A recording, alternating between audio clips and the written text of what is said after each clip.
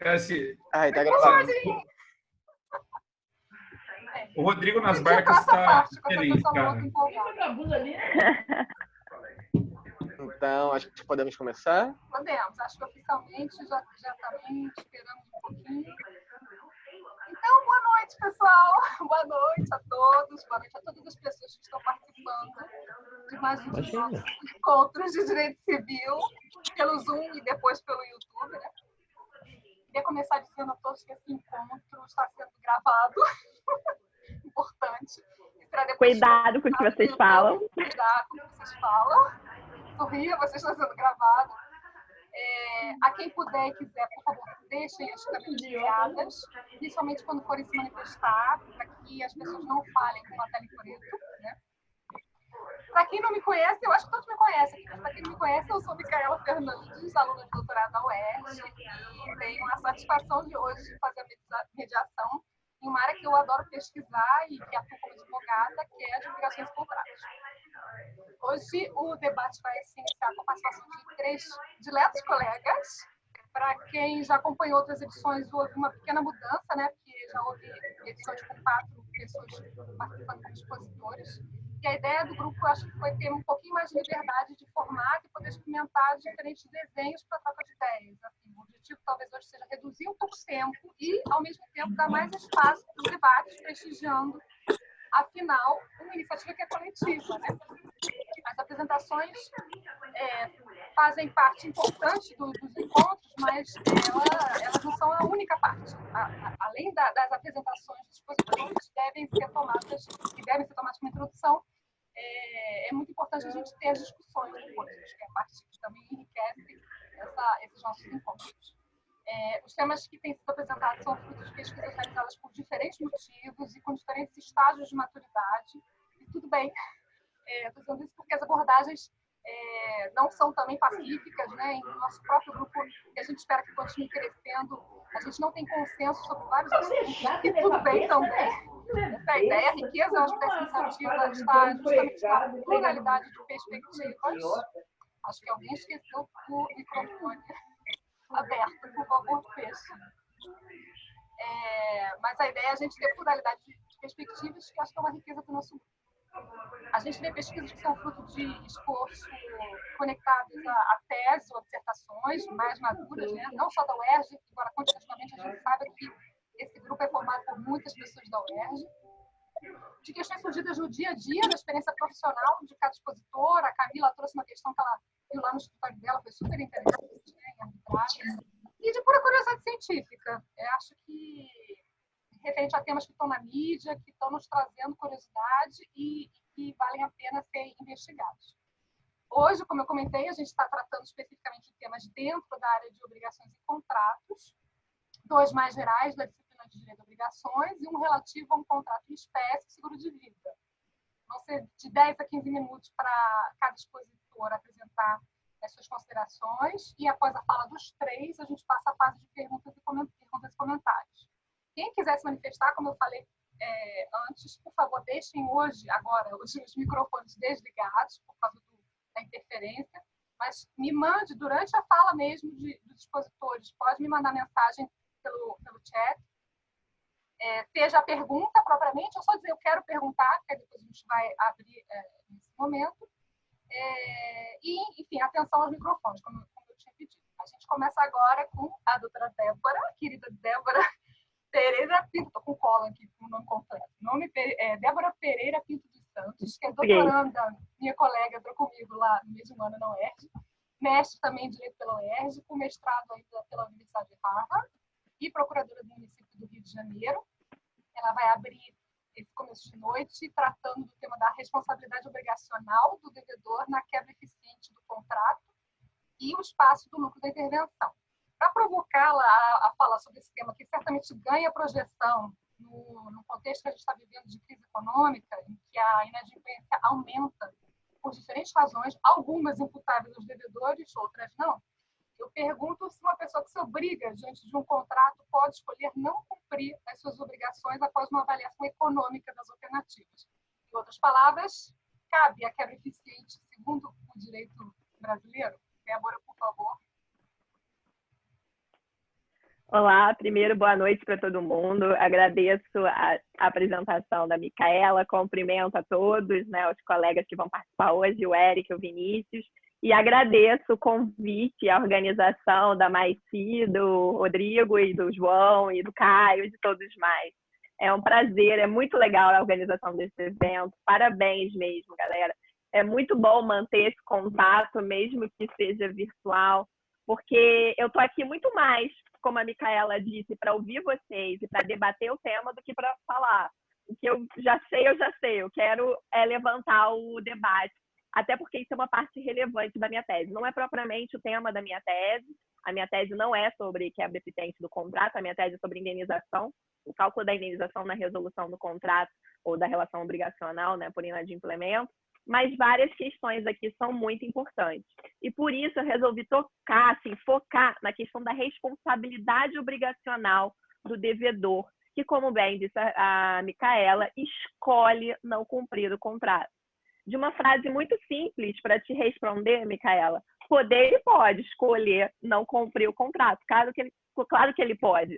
Agora, o ordenamento jurídico dá instrumentos para resolver a questão. A questão é se esses instrumentos são suficientes ou não.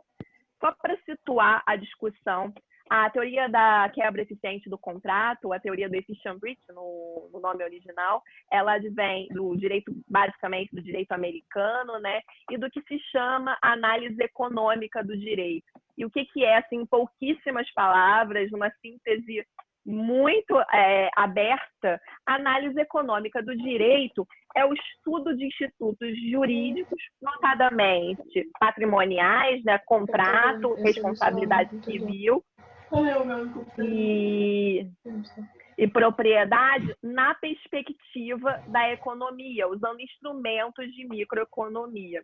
Para quem tem interesse, né, esses estudos começaram mais ou menos na metade do século XX, e vem do trabalho do Ronald Coase e do Guido Calabrese, sendo que até o Ronald Coase ganhou o Prêmio Nobel da Economia pelo estudo da análise econômica do direito. Não é uma teoria focada em justiça, é isso que a gente precisa partir. A gente está falando de análise econômica, a gente está falando de aplicação da eficiência econômica nas relações patrimoniais, especificamente em contratos.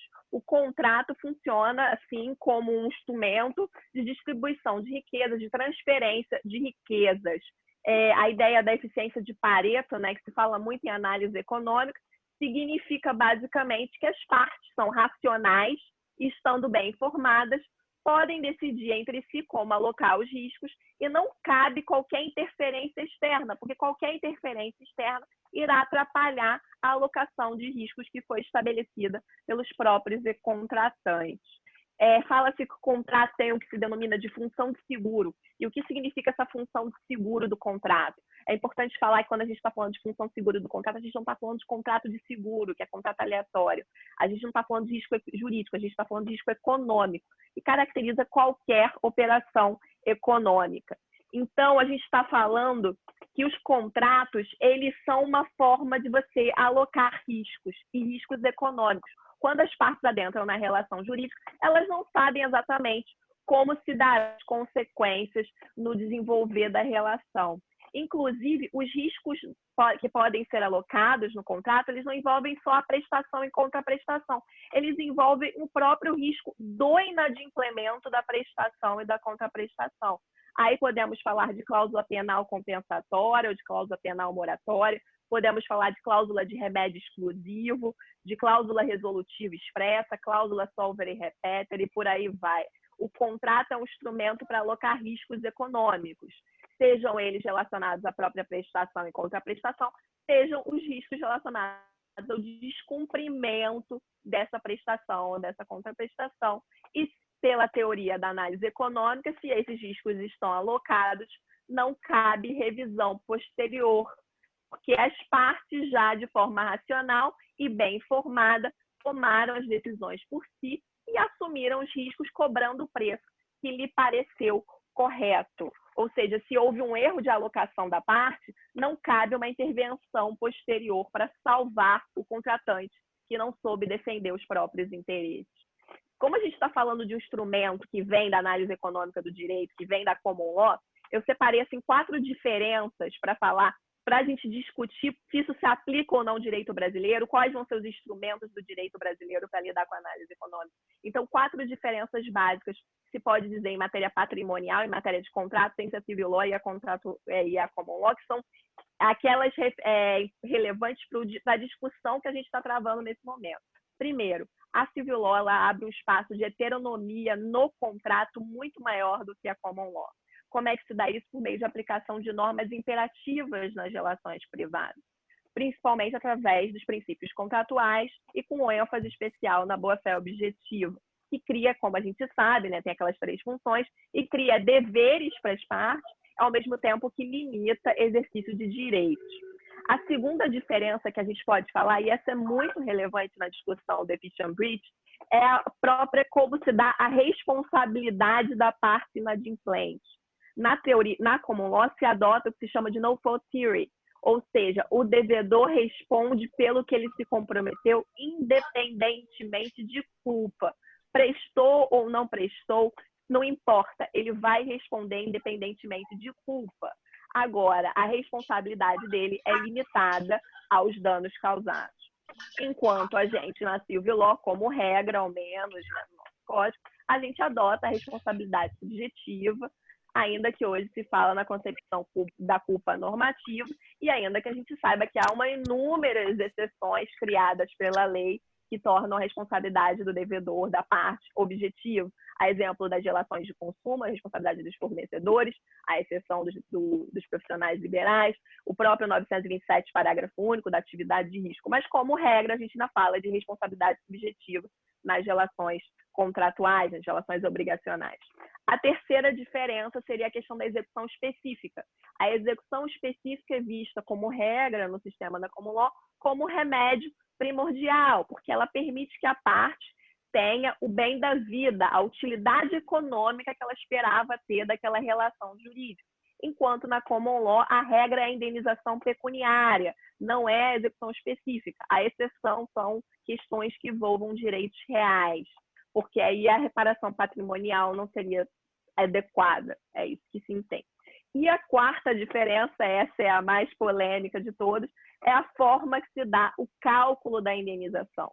Enquanto na common law se dá que a indenização, o fato de que o credor, que o devedor pode escolher entre cumprir ou não cumprir o contrato, porque para a parte credora pouco importa receber a prestação ou a indenização correspondente, significa que essa indenização será necessariamente pelos danos da expectativa, ou na nossa versão aqui, temperando da civil law, pelo interesse positivo, ou seja, sempre no inadimplemento você teria a reparação pelo interesse positivo. Isso também não é absoluto, tem discussão lá, mas é o que é majoritário. Enquanto aqui na civil law, como a gente vai abordar um pouquinho maior na responsabilidade obrigacional do devedor, ela não necessariamente será pelos danos da expectativa. A regra é o contrário, ao menos na resolução por inadimplemento da relação obrigacional, ao menos no entendimento majoritário, é que se tem os efeitos da resolução, né,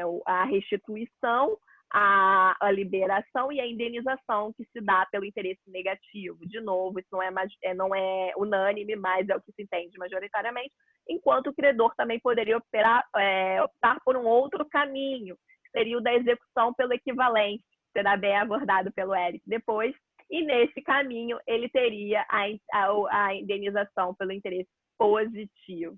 Então, o credor teria esses caminhos na civil law. Então, a gente já falou do que é quebra eficiente, né? A quebra eficiente do contrato se dá na situação em que a parte, o devedor, escolhe, ou seja, voluntariamente, não só voluntariamente, melhor falando, intencionalmente, porque todo inadimplemento é voluntário, né, no sentido de que tem um nexo de imputação, ele intencionalmente escolhe não cumprir o contrato. Ele escolhe não cumprir esse contrato. E ele não escolhe por quê? Porque numa análise de custo e benefício, ele entende que é melhor economicamente para ele não cumpri-lo do que cumpri-lo. Só que eu queria separar com vocês, porque isso vai ser importante para a discussão posterior, duas situações diferentes. Uma é a situação do aumento do preço do bem no mercado. Ou seja, eu, vendedora, ia vender esse celular por R$1.000 para a Beatriz. E a Beatriz valorava esse celular por R$1.000. Vamos supor que amanhã a empresa que fabrica esse celular fale e esse celular se torna a última geração de telefones desenvolvidos por determinada empresa. Ele deixa de valer R$1.000 e passa a valer R$5.000 no mercado. Mas eu tenho um contrato com a Beatriz por R$1.000. Só que a amiga, ela quer comprar esse celular por R$5.000. É melhor eu não cumprir o contrato com a Beatriz, pagar a multa, que seja R$1.000, e vender o celular para a Micaela e ficar com lucro. Isso é uma hipótese de valorização do bem no preço no mercado. Agora, a outra hipótese que também ocorre efficient breach é aquela em que o custo do devedor aumenta. Ou seja, o custo para fabricar esse celular, que antes era 800, e por isso que eu topava vender por R$1.000 para a Beatriz, passou a ser 3.000. Então, é melhor que eu pague a multa nesse contrato e não entregue o celular, porque o custo dele superou o valor do preço do mercado. São duas situações diferentes. E nessas situações se tem soluções possivelmente diferentes. Então, a gente falou que a regra de reparação é pelo danos da expectativa. Quais são as críticas que a doutrina dá para ao efficient breach? A primeira delas é discutir se há um dever moral em cumprir contratos. Essa é uma discussão que há inúmeros textos na Common Law, né, com basicamente 3 posições diferentes. Eu vou resumir, porque eu acho que quero passar logo dessa fase. Primeira posição é defendida pelo Richard Poisson. Olha, não tem que culpar contratante. Ele se comprometeu a dar a prestação ou pagar a indenização correspondente. Qualquer um dos dois atende o interesse do credor, está tudo bem, cumprir contrato, o dever que o credor assume, que o devedor assume, é com a prestação ou com a indenização. Não é uma questão moral, é uma questão meramente econômica. A segunda posição diz, olha, depende.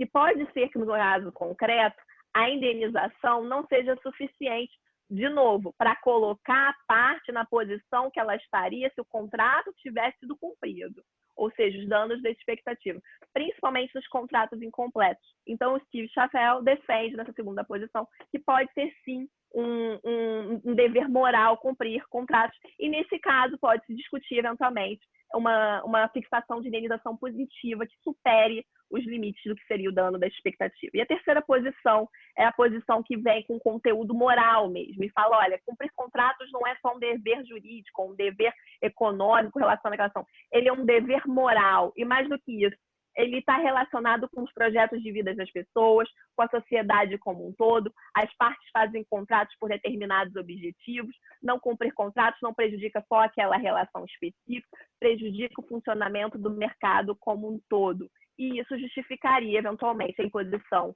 de danos punitivos ao devedor que escolhe não cumprir o contrato.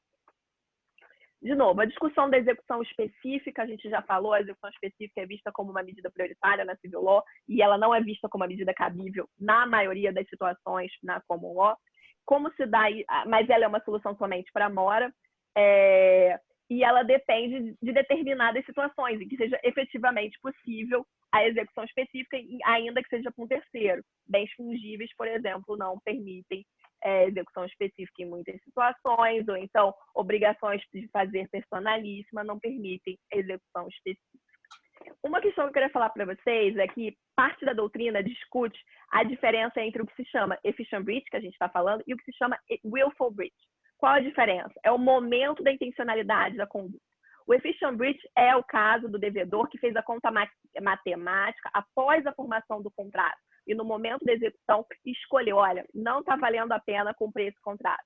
Seja porque houve a valorização do mercado, né, do bem no mercado, por exemplo, que a gente falou que o celular que valia 1.000 passou a valer 4.000, seja porque o custo dele aumentou muito e está muito caro cumprir aquele contrato, é melhor pagar a multa. Mas ele parte de uma situação em que no momento que a parte contratou, ela queria cumprir, depois é que ela mudou de ideia. O willful breach estaria relacionado a um baixo investimento no momento da formação da relação jurídica.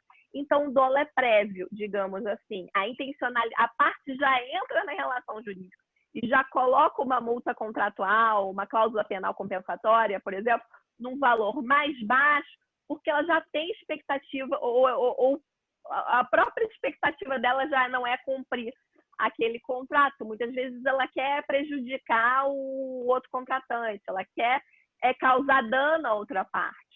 E, nesse caso, parte da doutrina permite também a aplicação de danos punitivos que superem o prejuízo do credor. É interessante lembrar, recentemente, eu tive essa discussão até com o professor Tepedino, que a gente estava escrevendo um artigo, e ele escreveu o editorial da RBD Civil, em que ele fala sobre a questão da cláusula penal compensatória, e o dolo da cláusula penal compensatória, que afastaria a cláusula no caso concreto. E ele fala exatamente isso, que a cláusula ela é afastada no caso que o dolo foi na elaboração da cláusula, ou seja, antes da formação do contrato, e não no momento em que a parte escolhe inadimplir. A discussão que eu queria travar com vocês estamos falando de responsabilidade civil, no campo obrigacional, na qual o credor vai ter execução específica, se possível, sem houver utilidade na prestação, se não for um caso que é de difícil execução específica, obrigação de fazer infugível, o que for. E, se for inadimplemento absoluto, para quem concorda com isso, eu sei que não é unânime no grupo, mas que é possível a escolha do credor pelo caminho da execução equivalente ou pela resolução do contrato com um retorno ao status quo. Mas essa seria a seara da responsabilidade obrigacional dentro da responsabilidade civil. Muitas vezes isso não vai ser suficiente, digamos assim, para tirar o lucro que o devedor teve nessa operação. Se eu ia vender por 1.000 para Beatriz e resolvi vender por 4.000 para Micaela, eu tive um lucro aí, vamos falar num termo bem simples, de R$3.000 aí, ainda que eu pague a indenização à Beatriz. Então, o que fazer? É possível retirar esse lucro do patrimônio do devedor que escolheu não cumprir o contrato? Isso se fala do Instituto do Disgorgement lá na Common Law, e aqui no Brasil a gente estaria no campo do enriquecimento sem causa, do lucro da intervenção. Eu pesquisando sobre o assunto, a doutrina faz assim uma bagunça. Fala assim em restituição, em restitution. Fala em restitutionary damages, ou seja, envolve responsabilidade civil e bota isso na seara, exatamente argumentando se foi willful, se não foi willful. Fala assim gains-based damages, para dar o dano punitivo contra aqueles que consideram que o dever moral de cumprir contratos. Mas o fato é que a responsabilidade civil é reparatória, ela é compensatória, e o limite dela é o dano. Então, não caberia indenizar o credor prejudicado além do dano. Então, a gente vai discutir o instituto que é fora da responsabilidade civil, que é no campo do enriquecimento sem causa. Agora, 4 pontos, e aqui eu já encerro a minha participação, que são relevantes na aplicação do lucro da intervenção no caso da quebra eficiente do contrato.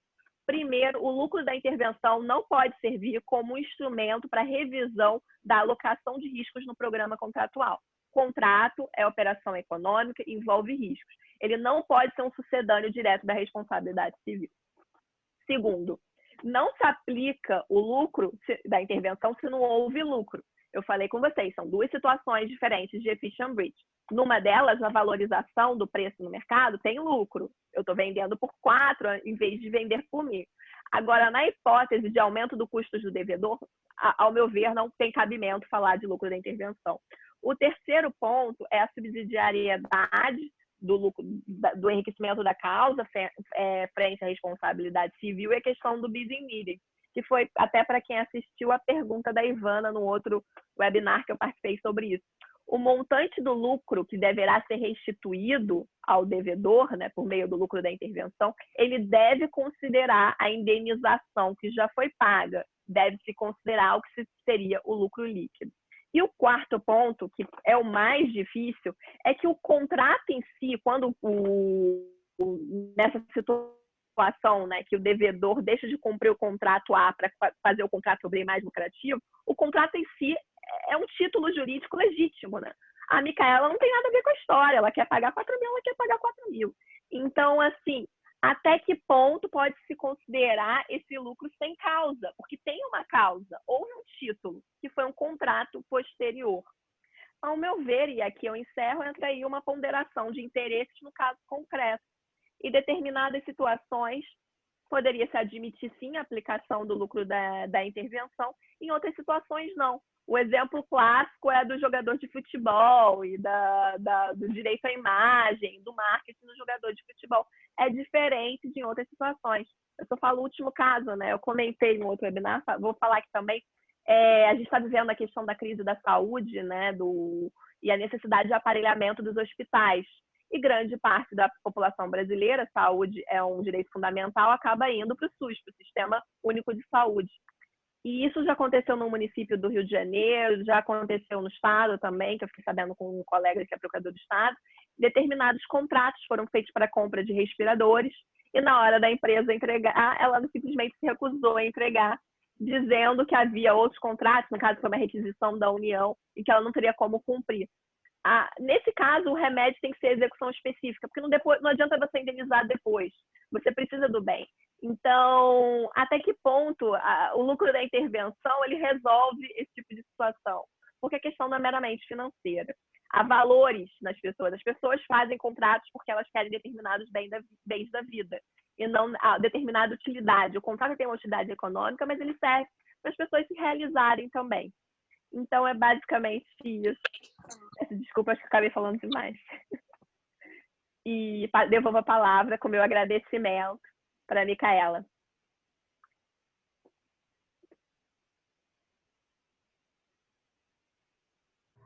Olá. Débora, muito obrigada por suas considerações, que mostra todo o seu conhecimento, acho que não só do direito brasileiro, mas também do norte-americano, né?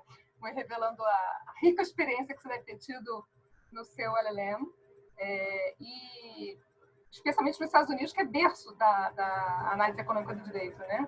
Onde essas considerações apareceram. E ainda que a escola da AED ela mereça críticas, complementos, uma coisa é certa, eu acho que nas relações de natureza econômica, as questões trazidas pela escola da AED não podem mais ser ignoradas, porque as questões sobre incentivos e desincentivos para tomar de decisões, considerando a racionalidade ou irracionalidade até mesmo dos tomadores de decisão, elas têm que ser consideradas, inclusive incentivos de ordem jurídica. Enfim, não vou me estender, porque a gente agora está no momento de exposição. Em segundo lugar, eu vou passar para o Vinícius.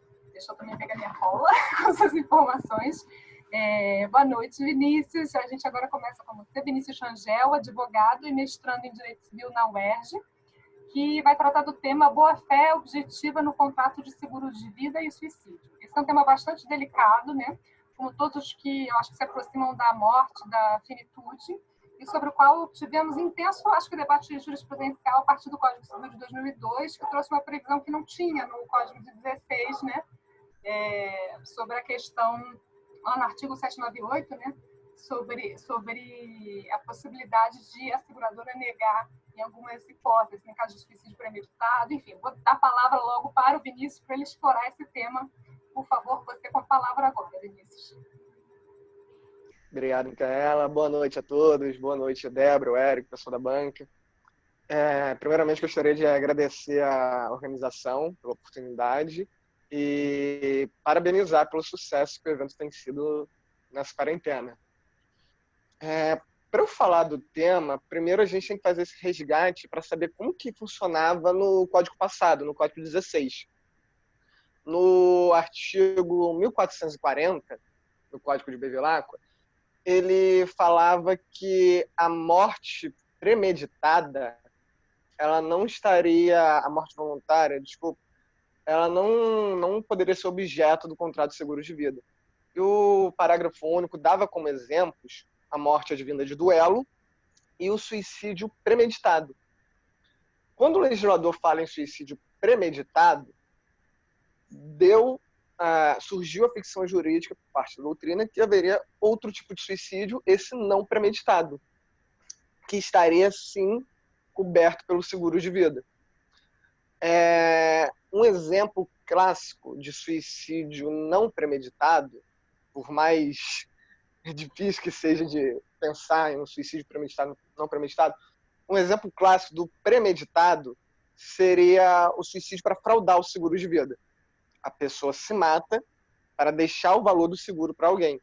Enquanto o premeditado, o suicídio voluntário, a pessoa se matou devido a uma força maior, uma doença, um vício da vontade muito forte. O Clóvis Bevilacqua chegava a comparar o suicídio premeditado como um modo de procurar o risco por excelência, motivo pelo qual o contrato de seguro seria nulo. E durante o Código de 16, essa era uma questão relativamente pacífica. Chegaram a serem simulados dois entendimentos, um pelo STF e um pelo STJ. O do STF foi a súmula 105 e o do STJ foi a súmula 61. Os dois no mesmo entendimento de que o suicídio premeditado não era coberto pelo seguro de vida. O grande problema se deu com a virada da codificação. Com o advento do Código de 2002, como a Micaela bem falou no artigo 798, ele previa que o suicídio... Ele não falava mais de suicídio premeditado e não premeditado, falava apenas de um prazo de carência de 2 anos, elencando que nos primeiros 2 anos o suicídio não estaria coberto. A única coisa que ocorreria se o suicídio ocorresse nesses 2 anos é que a seguradora teria que devolver o valor da reserva técnica. Reserva técnica já formada. Isso, por muitos, é considerado uma forma de impedir um enriquecimento sem causa da seguradora. O grande problema é que, apesar da clareza do dispositivo, a doutrina e a jurisprudência ficaram muito apegadas ainda à ideia de suicídio voluntário e involuntário, e não estavam conseguindo aplicar esse prazo de 2 anos. A corrente doutrinária que criou mais força foi de que esse prazo de 2 anos seria mero prazo de inversão do ônus da prova. Nos 2 primeiros anos da vigência do contrato de seguro, o ônus da prova seria da família do segurado. Eles que deveriam provar que o suicídio não foi premeditado. Inclusive, isso foi objeto de um enunciado na 3ª jornada de direito civil. Eu não lembro agora o enunciado 187, salvo engano. Só que em 2011, o STJ entendeu que esse entendimento não seria o mais adequado. Num RESP de relatoria do ministro Luiz Felipe Salomão, salvo engano, entendeu-se que essa inversão do ônus da prova seria como se você estivesse, além de, é claro, não estar previsto em lei, ele entendeu que o ônus probatório de 2 anos seria uma presunção de má-fé do segurado e que, corretamente, não se pode presumir a má-fé de algum dos contratantes. O nosso Código Civil não permite isso. Indo além dessa decisão deles, também tem a questão do CDC, porque, na maioria das vezes, o contrato de seguro vai ser uma relação consumerista e vai aplicar o ônus da prova, a inversão do ônus da prova do CDC. Então, sempre seria a seguradora que teria que comprovar o ônus da prova. E essa decisão fez que esse prazo de 2 anos fosse letra morta, porque eles simplesmente desconsideraram a inversão do ônus da prova, mas não deram nenhuma nova utilidade para esse prazo previsto na lei.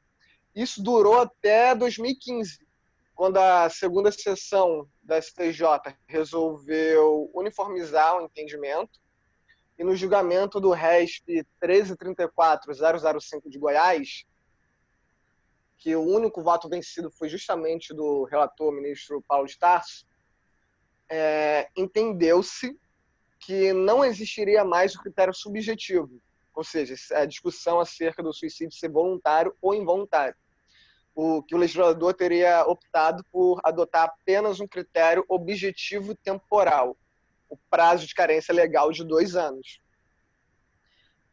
Aí é nessa parte que entra um pouquinho a minha crítica, porque com essa decisão da STJ, simplesmente ficou decretado que a partir de 2 anos de contrato você poderia fraudar o contrato de seguro de vida. Porque é isso que é o suicídio voluntário, é a fraude ao seguro.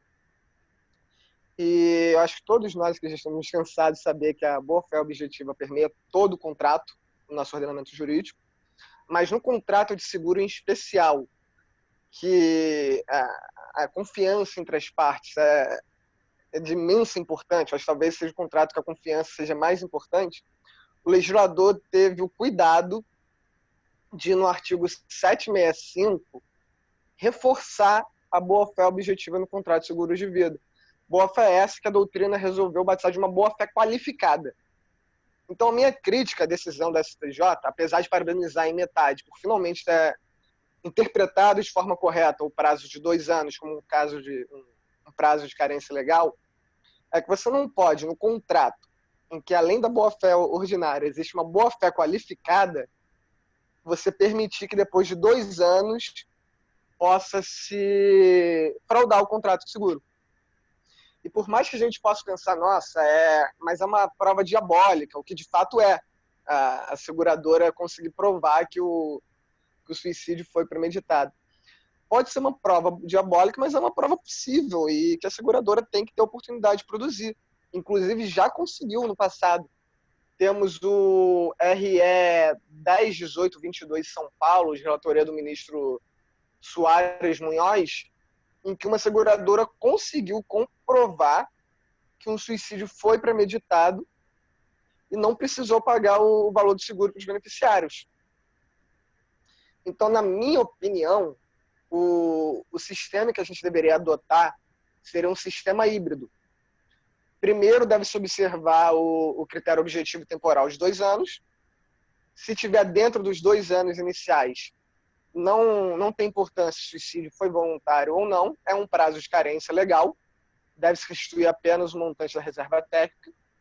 Após esses 2 anos, deve-se observar o critério subjetivo, com ônus da prova sempre da seguradora, devendo provar se o suicídio foi voluntário ou involuntário. Até esse tinha sido o tema da minha monografia. E quando eu defendi o TCC, ele só tinha parado até aí, e eu estava satisfeito. Só que uma coisa que está me incomodando um pouco com o tempo foi justamente essa distinção entre o suicídio voluntário e involuntário. Até que ponto realmente existe um suicídio voluntário? Até que ponto a pessoa consegue se matar só para fraudar um seguro, deixar um dinheiro para a família, sem que isso advenha de uma força irresistível, uma depressão forte.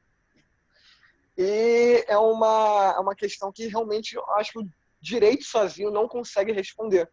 Acho que a STJ perdeu uma grande oportunidade de ouvir, como amigo da corte na época, o Conselho Federal de Psicologia, por exemplo, sobre o assunto.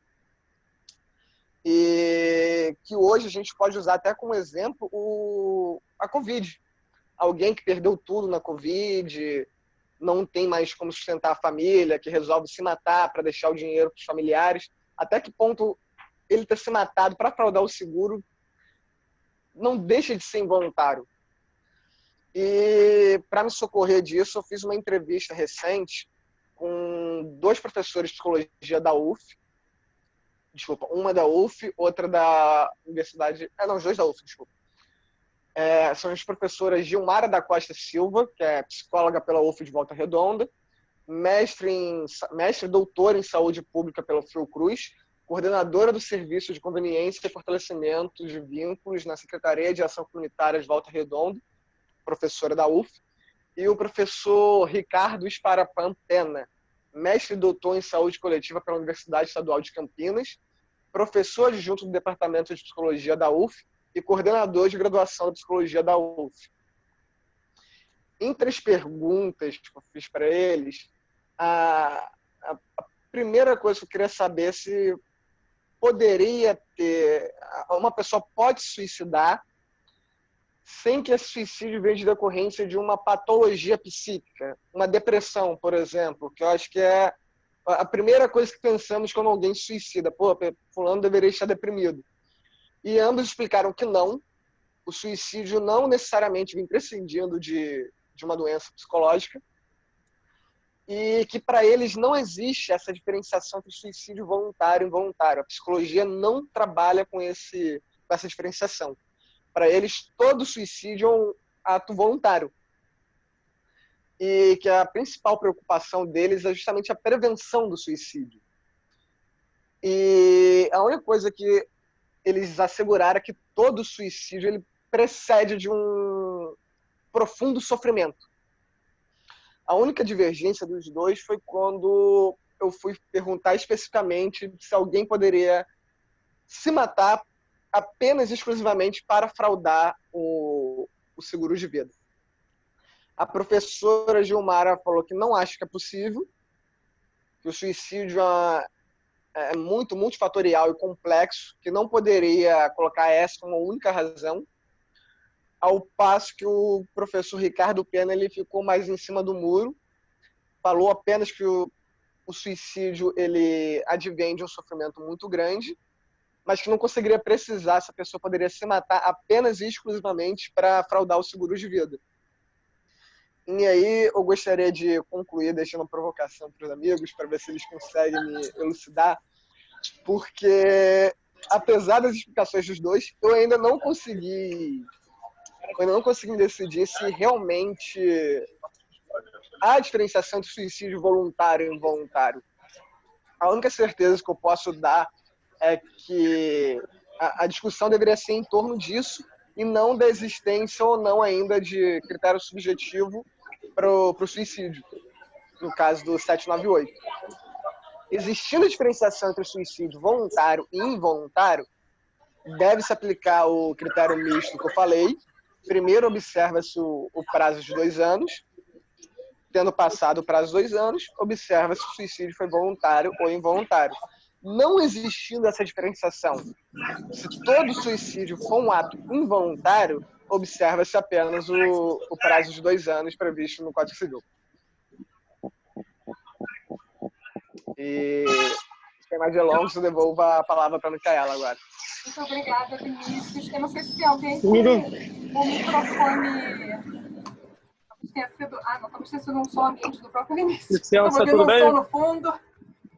Opa, tudo certo? Vou para as caritas, por favor. Opa! Rodrigo, desculpe, tive que mutá-lo.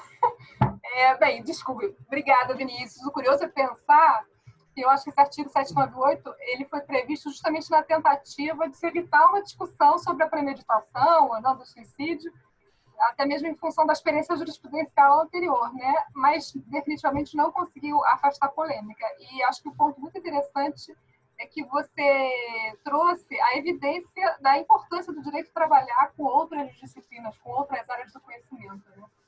O direito é ciência social aplicada, e sendo ciência social aplicada, ele só existe na sociedade, ele tem que se valer dessas outras áreas do conhecimento. Obviamente, cada caso concreto tem os seus próprios desafios, mas fundamental essa perspectiva da psicologia para tratar de um tema como o suicídio. Muito obrigada mais uma vez. Bom, passando agora ao terceiro expositor, queria apresentar o Dr. Eric Regis, mestrando na UERJ, especialista em Direito Civil Constitucional pela mesma instituição, especialista em Direito Empresarial e Processual pela PUC-Rio, graduado em Direito pela UFRJ, minha querida nacional, e também advogado. Agora, a gente volta ao direito de obrigações, parte geral, né? Ele vai nos trazer o tema dos parâmetros de aplicação e de quantificação da execução pelo equivalente, previsto no artigo 475 do Código Civil. O tema se conecta com uma exposição que já foi feita em outro encontro pelo Dr. Rafael Mansur, a quem eu mando um abraço. Com a palavra, por favor, Dr. Eric. Então, primeiramente, queria dar parabéns aí para a Débora, para o Vinícius, pelas excelentes apresentações. Queria parabenizar também o da Guia pela ideia desses encontros de quinta-feira e toda a comissão de organização, porque isso aqui está sendo sensacional, especialmente no momento pelo qual aí a gente está passando, né? Queria dar boa noite a todos também e realçar realmente, esse tema é o tema do Rafael, realmente, ele já abordou isso e eu vou falar hoje dos parâmetros, né? Então, os parâmetros do tema. O tema já é difícil, eu vou falar dos parâmetros, né? Então, é claro que eu preciso inicialmente me socorrer aqui um pouquinho dessa análise sobre o Instituto, propriamente dito, para depois a gente poder seguir para a análise aí dos parâmetros de aplicação e também aí dos parâmetros de quantificação. né? E logo de cara, esse artigo 475, ele tem a seguinte dicção, eu vou ler rapidamente para que a gente possa estar na mesma página, né? A parte lesada pelo inadimplemento pode pedir a resolução do contrato se não preferir exigir-lhe o cumprimento, cabendo, em qualquer dos casos, indenização por perdas e danos. Então, qual é o problema que a gente consegue visualizar nesse artigo, nesse enunciado normativo? Logo de cara, grandes doutrinadores, a doutrina mais clássica, entende que, na verdade, quando você fala exigir-lhe o cumprimento, você faria alusão a uma execução específica, né? E outra parte da doutrina, a doutrina internacional também, e a doutrina mais moderna, mais contemporânea aqui no Brasil, defende que, na verdade, a gente está falando da execução pelo equivalente, então continua aí, não existe um uníssono em relação a isso, continua sempre essa dúvida, né? E eu, pelo menos, eu particularmente entendo pelo caminho, né, da execução pelo equivalente. Por quê? Né? Então, primeiro eu vou falar um pouco sobre ela para depois entrar também nos parâmetros. Eu imagino o seguinte, quando a gente fala no artigo 475, a gente fala do capítulo 2 do Código Civil, que fala da extinção do contrato. E, mais especificamente, da seção 2, que fala da cláusula resolutiva. E quando a gente lê o artigo, a gente lê um artigo que fala de resolução. No meu entendimento, e eu realmente, desde a primeira leitura que eu fiz, eu não consegui entender de uma maneira diferente, me parece que a gente está muito claramente falando no suporte fático, do momento patológico do inadimplemento absoluto. Né? Quando você fala em resolução, me parece que você está realmente falando de inadimplemento absoluto. Então, quando a gente fala de execução específica de uma obrigação, me parece que o suporte fático é a mora. O inadimplemento relativo dessa obrigação, enquanto ainda existe a possibilidade do credor de prestar essa obrigação, quando ainda existe a possibilidade, ou o interesse, na verdade, o interesse útil do credor em recebê-la, e houve um desvio temporal, um desvio em relação ao lugar, um desvio em relação à forma, no como dessa relação obrigacional, e ela pode ser ainda reaprumada com uma execução específica, né? Então, não me parece ser coerente no aspecto lógico sistemático você envolver no mesmo artigo dois suportes fáticos diferentes. Né? Então, se a gente fala do inadimplemento absoluto, me parece que a gente tem que seguir de maneira coerente com esse entendimento. Né? Então, partindo do pressuposto de uma execução, é claro que existem outros fundamentos, outros tantos, mas com o tempo que a gente tem, sendo o objetivo da exposição dos parâmetros, eu meio que vou segurar nessa linha esse entendimento. Mas a grande questão é que, quando a gente fala de execução pelo equivalente, o que acontece? Né? Diante de um inadimplemento absoluto, surge, então, para esse credor, um direito potestativo de exigir o valor equivalente ou de pleitear a resolução desse instrumento contratual com seus efeitos. Né? A partir do momento em que o credor escolhe a execução pelo equivalente, esse credor ele passa, então, a ter direito ao que o professor Santiago Dantas chama de uma subrogação real, né? Uma modificação pontual, uma transformação sensível naquela relação jurídica em relação ao seu objeto mediato. Então, esse objeto mediato ele se transforma no seu correspondente financeiro, no seu valor equivalente. Né? E o mais curioso é que na execução pelo equivalente, a dinâmica da execução pelo equivalente, ela permite que você consiga manter todas as obrigações do próprio credor, ou seja, a contraprestação do credor seguirá sendo devida, todas as garantias daquela relação jurídica elas vão também prosseguir e você vai ter direito também, o artigo fala isso, direito às perdas e danos pelo interesse positivo, né, nessa relação jurídica. Então, em complemento, o que nós não podemos pensar, então, que talvez para um credor, e tem como aí o seu interesse útil, a água de lastro dessa relação jurídica, para você conseguir contrabalancear se houve ou não, se vai acontecer ou não o adimplemento, se você consegue, nessa relação específica, permitir a esse credor que ele alcance esse numerário através do centro de interesses da relação obrigacional. Pode ser que o credor, por exemplo, tenha interesse de prestar a sua obrigação simplesmente pelo fato de que, obtendo o valor equivalente à obrigação de seu devedor, ele possa, ele próprio, no mercado, buscar aquele bem que teve essa prestação frustrada. Né? Pode ser ainda que aquele devedor que já prestou a sua obrigação na relação, ele não queira o efeito restitutório dessa resolução. Pode ser que ele prefira, na verdade, receber o valor equivalente para que ele também possa, no mercado, buscar o bem. Ou por algum outro motivo. Né? Então, me parece que hoje, na ótica obrigacional, a gente tem claramente o delineamento de objetos mediatos e imediatos. Né? E o objeto imediato representa esse bem jurídico que você busca, o objeto imediato é uma pretensão sobre o comportamento. Então, será que, à luz desse centro de interesses e desse objeto imediato, essa pretensão de um comportamento de cumprimento, será que a gente não pode falar em execução realmente pelo equivalente? E mais do que isso, né, aquele binômio que a gente conhece tanto, débito e responsabilidade, será que esse também não é um elemento que pode ajudar a gente nisso, especialmente à luz da patrimonialidade da prestação? Né? Então, são algumas ponderações iniciais que eu faço, justamente para tentar mostrar que a execução pelo equivalente ela deve ser, no meu entendimento, com todo respeito a quem entende no sentido contrário, e parece que ela deva ser realmente chancelada pelo artigo 475. E agora, passando aos parâmetros, né, eu tive a oportunidade de defender inicialmente essa temática logo na minha primeira matéria no mestrado, né?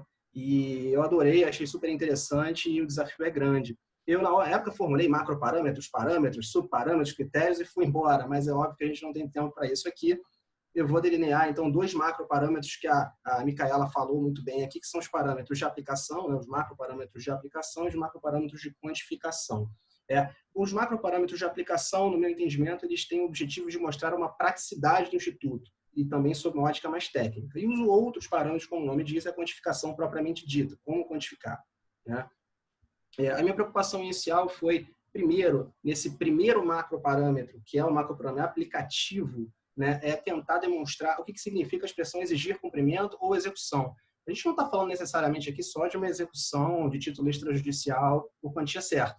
É óbvio que se você tiver um contrato, né, assinado por 2 testemunhas ou um contrato, um instrumento público, e você tiver aí exigibilidade, liquidez e tiver a certeza, você pode deflagrar a sua execução. Mas o que se quer dizer com isso, na verdade, é a necessidade de lançar a mão ao credor de digamos, de um terceiro, né, que no caso seria o Estado, possibilitando a ele obter essa prestação pelo equivalente que foi frustrada em sua natureza, que foi frustrada inicialmente em natura. Né? Então, essa a primeira ponderação que eu faço é isso. Né? Então, a necessidade de você visualizar isso de uma forma ampla. Então, para isso, você pode deflagrar uma execução de título extrajudicial, até uma ação também na esfera arbitral, um procedimento arbitral, e também uma ação de conhecimento também no Poder Judiciário. Certo de que, no final, todo mundo vai desaguar num lugar só, num único lugar que pode substituir a vontade de alguém e impor aquela força que é a força estatal. Então, em qualquer caso, a gente vai acabar saindo até para uma arbitragem e execução, ela se deflagra no Poder Judiciário. Né? O segundo ponto, que até a Débora chegou a falar de imputabilidade, esse é um ponto relevante. Né? Então, a gente não pode falar de forma alguma em inadimplemento absoluto se não houver imputabilidade. Né? Então, é necessário que o devedor ele tenha aí um nexo de imputabilidade na sua conduta que venha a frustrar o adimplemento dessa relação. Né? Então, se o credor não agiu com culpa, se o credor não se responsabilizou pelo fortuito força maior e aconteceu uma situação de fortuito força maior que impede o cumprimento, se o credor está em mora e, em tese, responderia, então, por esse fortuito força maior, mas, na eventualidade, ele consegue demonstrar que não agiu com culpa, ou consegue demonstrar ainda que aconteceria aquela perda da coisa, mesmo se ele tivesse prestado, ele também não tem imputabilidade. Se houver mora prévia do credor, por exemplo, e não houver dolo desse devedor, também não há imputabilidade. Então, o critério da imputabilidade é outro ponto relevante para a aplicação do Instituto, porque se não há imputabilidade, você não tem a base do inadimplemento absoluto. E se não tem inadimplemento absoluto, você não tem execução pelo equivalente. Então, está tudo realmente encadeado. Se houver essa imputabilidade, aí sim você vai poder falar, então, nessa subrogação real do professor Santiago Dantas, né, essa noção de transformação do objeto imediato em seu valor respectivo, em seu valor equivalente.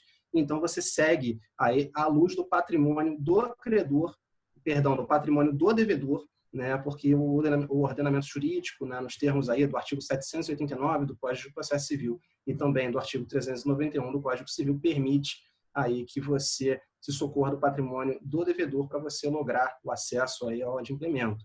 Né? Isso aqui a gente encerrou o primeiro lado, vamos para o segundo, quantificação. Né? Como é que a gente quantifica isso? Também não sei, mas vamos ver se a gente consegue chegar a algum lugar. Por exemplo, eu tentei delimitar 3 bases, né, nesse segundo macroparâmetro. Seriam o parâmetro imediato e a tentativa de lapidação ou a tentativa de acertamento. Né? Parâmetros imediatos, eu entendo que é muito possível que as partes possam, no exercício aí das liberdades individuais garantidas pela Constituição, a sua autonomia privada, a sua autonomia negocial, na sua liberdade contratual, é óbvio, com merecimento de tutela, não só pelo dogma da vontade, mas me parece que as partes podem, no curso da sua relação jurídica, estabelecer critérios, fixando valores Acho que, olha, a nossa obrigação na data do cumprimento ela vai valer X. Por que eu não posso fazer isso no contrato, fazendo ou não alusão à execução pelo equivalente? Se fizer, melhor, é óbvio, mas se não fizer também eu não vejo problema, talvez esse valor possa ser utilizado. Né? Também não vejo problema algum as partes estabelecerem, olha, eu estou colocando aqui, eu tenho um veículo, o objeto é um veículo e estou usando a tabela FIP como base. Eu tenho um título imobiliário e estou usando a B3, né, o mercado secundário como base. Então, assim, eu não vejo problema em você estabelecer, nesse aspecto imediato, ou seja, os meios, né, isso que eu quero dizer com a questão do imediato, os meios através dos quais você poderia quantificar esses valores. Né? Então, o primeiro seria esse, eu chamo de, na época eu botei vários nomes, tá? Vou ser mais pontual agora. Eu chamo de bilateral autônomo. O outro eu chamo de bilateral heterônomo. Por quê? Porque, da mesma forma, as partes vão nomear, então, um terceiro. No momento oportuno, elas vão dizer o seguinte, olha, acontecendo no inadimplemento absoluto, vamos nos socorrer, então, de um terceiro, para que esse terceiro possa quantificar o valor dessa obrigação. Né? Esse terceiro pode ser nomeado ou pode não ser nomeado, no caso, nominado, digamos assim, e se for, eu estou chamando de cheio. Se não for, eu chamo de critério vazio. Né? Porque você fala da especialidade, mas você não fala especificamente aí de quem é que vai fazer. Né? Então, outro possível critério, olha, o credor chegou lá e não tem, na verdade, nenhum critério estabelecido em contrato. Vou fazer o quê? Olha, eu, por conta própria, eu chamo de autônomo individual, por conta própria, chego lá e vou me socorrer de um profissional, vou tentar, por amostragem, evidenciar o valor de mercado desse bem, tento índices oficiais que demonstrem, de novo, FIP, de novo, Bolsa de Valores, qual seria o possível valor de quantificação desse bem. É óbvio que uma execução de título extrajudicial pautada nisso é um pouco mais fraca, a defesa executiva ela fica mais forte, mas não é impossível. Né? A gente tem também a possibilidade de uma fixação em sede judicial mesmo, na fase de conhecimento, uma ação ordinária, talvez por um perito na fase instrutória. Então, o juiz ele vai reconhecer o direito ao equivalente e, além disso, ele reconhece também o próprio valor. Ou uma fase de liquidação, por que não, numa ação ordinária também. A gente tem a possibilidade de, também na arbitragem, com aquela sentença final, você faz a sentença parcial, reconhece o direito, sentença final do lado arbitral, você vai lá e consegue liquidar aqueles valores e você leva para o Poder Judiciário para executar. Eu não vejo problema nisso. Agora, um ponto importante é quando, por exemplo, existe uma mora no momento anterior ao inadimplemento absoluto. Né? Então, e você já ajuizou a sua tutela específica, já ajuizou a sua execução específica dessa obrigação. Né? Eu não vejo problema, o ordenamento jurídico parece franquear isso para a gente, de você, no curso dessa ação, fazer essa mudança. Né? Então, se você ajuizou uma ação ordinária, o artigo 493 do Código de Processo Civil permite que o juiz considere elementos modificativos, distintivos e constitutivos de uma relação jurídica dali para diante. Então, não vejo problema nenhum em você pedir na própria ação ou a resolução ou a execução pelo equivalente. Se aquela sua execução, se aquela sua ação por tutela específica for frustrada por uma perda superveniente da coisa. Você tinha mora e, pelo caráter transformista da mora, você simplesmente teve um inadimplemento absoluto. Eu não vejo problema nisso, o ordenamento jurídico dá para a gente essa saída.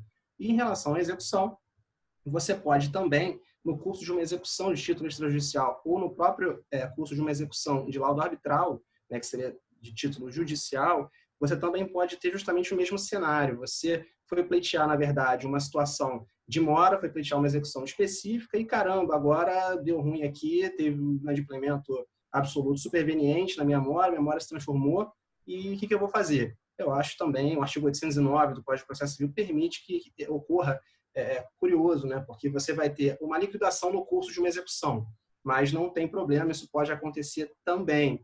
Né? Então, esse é mais um elemento aí para a gente conseguir quantificar. E o próximo o próprio artigo 809, ele dá no seu parágrafo 2º a possibilidade de uma estimativa de valores. Esses valores podem ser estimados, o que também é importante. Se você não consegue quantificar por um perito, você consegue estimar esse valor pelo próprio julgador. Isso acaba sendo também interessante.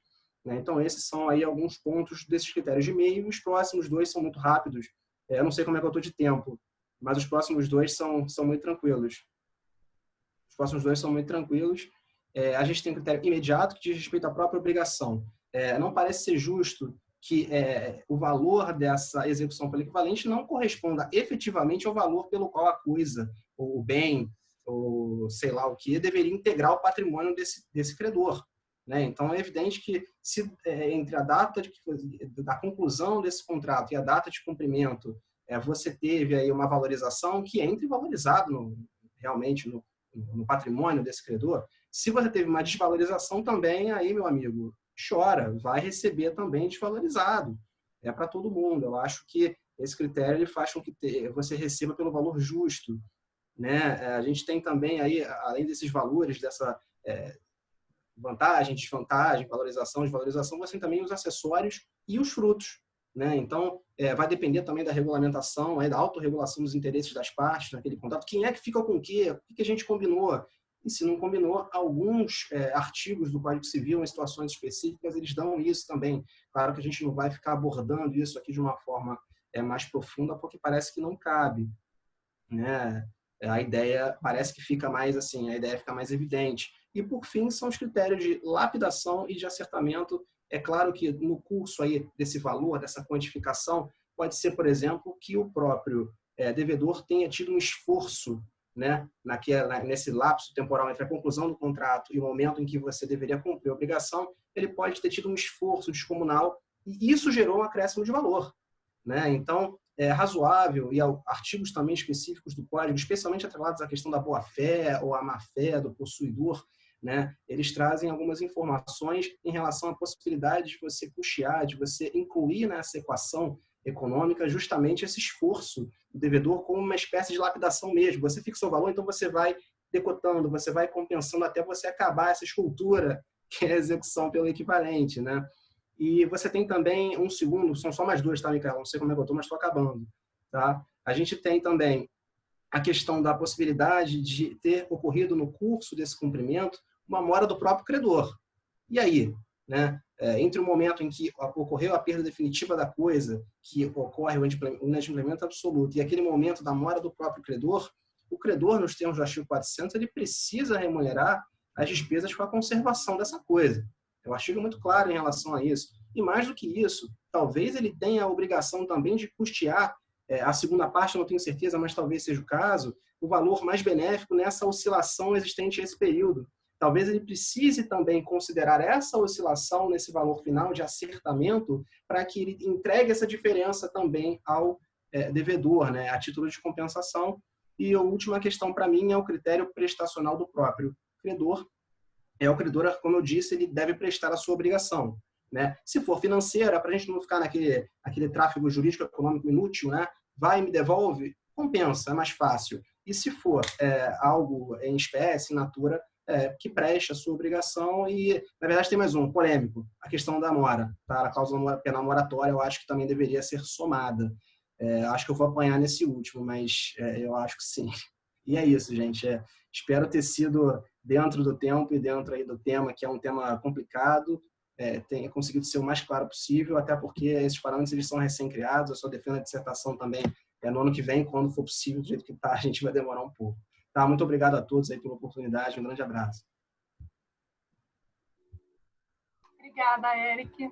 É curioso pensar que a gente tem sempre, no mínimo, numa situação de inadimplemento absoluto do devedor, a possibilidade de resolução pelo credor. É uma opção que se abre, naturalmente, para o credor em relação à prestação que deveria receber.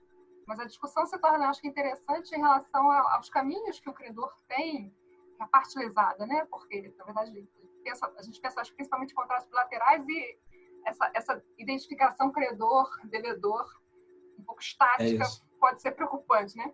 Mas, enfim, a parte lesada pode tomar, né? E assim, a gente sabe que de um lado tem a resolução que vai romper o vínculo obrigacional ou execução específica, da qual você já tratou bem, e talvez até lembrando agora de outra fala para prestar homenagens a outras pessoas que já colaboraram, o Rodrigo da Guia, em relação ao tema da tese dele, quando ele propôs a hipótese de revisão contratual por iniciativa do credor, fora das hipóteses do 478, que se destinam à proteção do devedor em circunstâncias específicas em que ele consegue se encaixar como alvo de onerosidade excessiva, né? Exatamente. Mas, enfim, esses meios do caminho. Eu me lembro que até o próprio Rodrigo, aí não pela fala dele há 2 semanas, mas sim, em outros encontros lá na UERJ, eu lembro que ele tinha implicância com essa expressão, execução pelo equivalente. Ele queria resolução, até porque está no capítulo de resolução, né? Mas é porque eu acho interessante, porque no fundo, pode ser as duas coisas ao mesmo tempo, justamente por pensar nessa situação, na dinâmica obrigacional de, ao mesmo tempo, o credor ser credor, mas também devedor de alguma prestação. Ele pode justamente querer executar a parte que lhe compete cumprir da prestação, mas recusar a parte que lhe compete receber, né? Então, assim, talvez um grande problema é que ele está num capítulo de resolução do contrato, mas no fundo não é uma resolução do contrato, né? É de uma certa prestação do contrato. Rodrigo, é confuso. É confuso, né? Enfim, mas super interessante. Muito obrigada. Obrigado. Vamos passar agora para as perguntas e comentários. Que, sinceramente, eu pensei, eu não sei se eu que sou realmente um zero à esquerda para tecnologia ou o pessoal está tímido, mas no chat eu não consegui ver perguntas. Não sei se deveria Micaela, aparecer para mim. Eu pediria, então, a palavra para fazer Ótimo. uma pergunta. Então, vamos começar com o Dr. Rodrigo, por favor. Gente, boa noite a todos. Agora um pouquinho mais calmo. Queria dizer que cheguei em Charitas. Estou bem.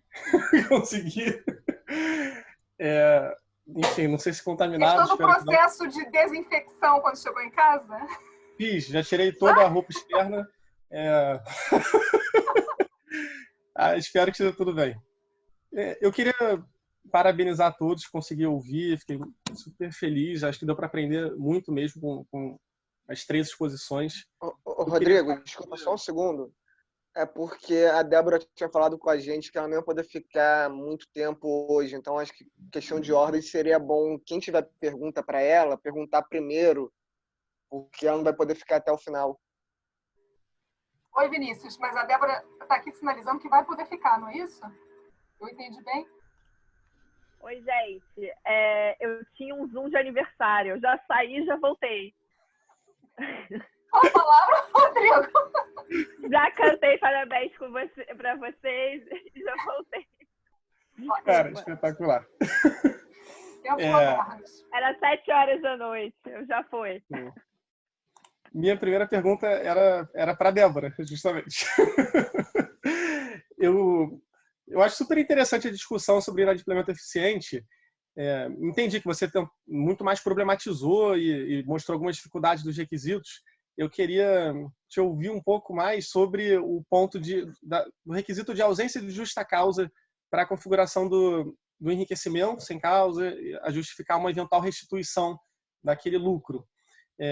Porque, deixa eu até fazer um desabafo, assim, o porquê dessa pergunta, que recentemente eu vi um julgado do STJ dizendo basicamente assim, essa restituição não é um problema de enriquecimento sem causa, porque a causa, existe causa, a causa é o contrato. Aí, assim, diante desse primeiro ponto, você pensa, faz sentido, né? Você tem um contrato, tem causa. O problema é que a hipótese que o STJ julgou era de um contrato declarado nulo. Então, assim, se o contrato foi considerado inválido, é surreal o STJ dizer que tem causa para o enriquecimento. Enfim, então eu fiquei meio revoltado com isso, até fiz um artiguinho, um comentário de jurisprudência, mas aí eu queria aproveitar esse gancho para te perguntar sobre isso. Porque numa hipótese dessa de inadimplemento eficiente, será que daria para construir alguma justificativa de dizer que o segundo contrato talvez fosse inválido? Talvez, não estou afirmando sinceramente, mas assim, talvez fosse inválido considerando que já havia uma prévia disposição daquele direito por um primeiro comprador? Você fala, mas então por que o segundo contrato permanece? Aí eu diria, permanece meio que numa lógica de proteção de legítima expectativa, terceiro de boa-fé e tal. Enfim, não sei, eu ia te perguntar se você acha que dá para argumentar ou se nem é o caso mesmo, assim, não faria sentido imaginar uma situação dessa. Porque o meu ponto todo se a gente disser que o segundo contrato é inválido, a gente poderia ter mais facilidade para dizer que o vendedor malandro, na verdade, auferiu sim um enriquecimento sem justa causa, porque não existia propriamente um contrato que legitimasse, já que aquele contrato violava a lógica do primeiro. Enfim. Então, era isso que eu queria te perguntar. Só uma pergunta. O contrato era inválido por uma outra causa ou ele foi considerado inválido na operação? Entendeu? Tá, entendi. O que eu tô falando? Esse não é o caso do STJ, né? Esse caso no seu exemplo, seria... O contrato seria inválido só porque ele foi feito anteriormente a uma outra operação, ou seja, o contrato com a Micaela seria inválido simplesmente pelo fato que eu tinha feito um contrato anterior com a Beatriz. Ou não? É isso. Sim, a hipótese seria essa. Eu juro que eu não estou afirmando que eu acho que é inválido, mas é uma dúvida para te ouvir. Seria isso. Não, eu não... Alienação a non domino, como se fosse isso, entendeu? Uma alienação, não, eu acho que não. Em primeiro lugar, a gente presume a boa-fé, a gente presume que a Micaela não sabia de nada. E se a Micaela souber, a gente pode discutir intervenção de terceiro, né?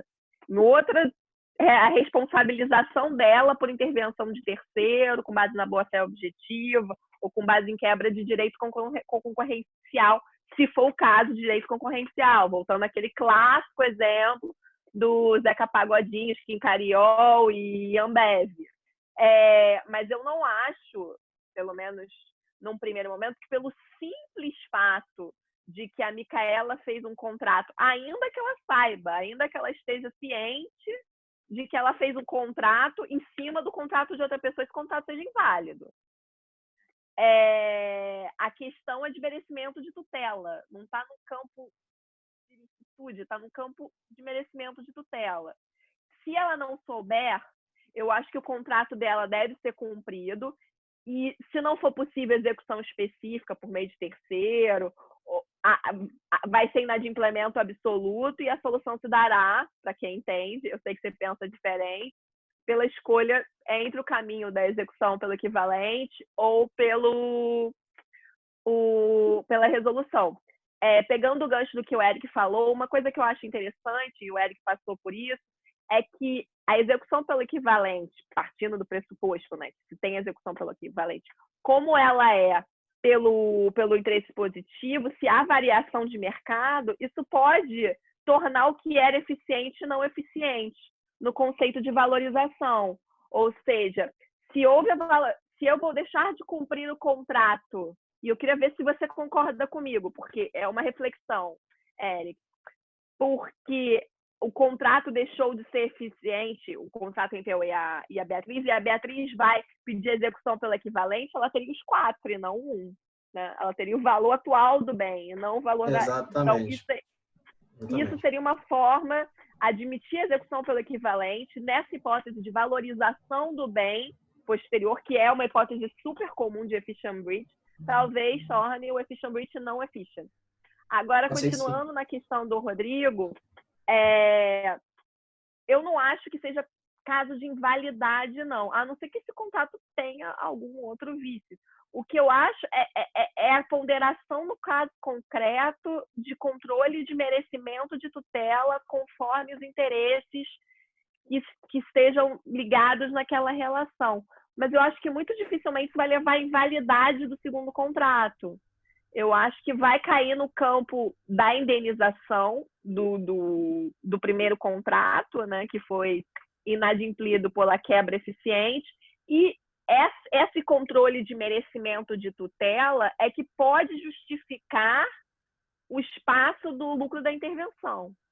Eu acho que ele, de forma nenhuma, aumenta a responsabilidade civil da parte, porque a gente sabe que a responsabilidade civil é reparatória, ela é evocada pelo dano e ela é limitada pelo dano, mas pode sim justificar a aplicação do lucro da intervenção.